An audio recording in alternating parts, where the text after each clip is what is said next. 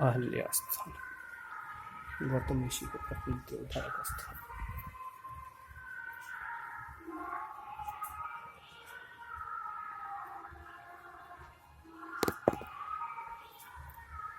बैगन के भार चढ़ला, अहिला भेला पर अहल्या स्थान।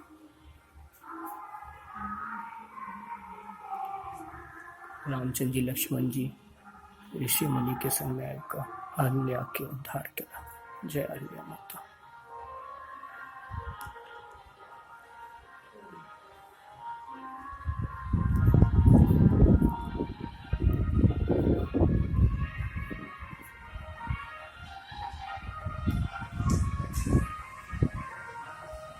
मिथिला के धर्म भूमि अहल्या स्थान, बौआ झा के संग।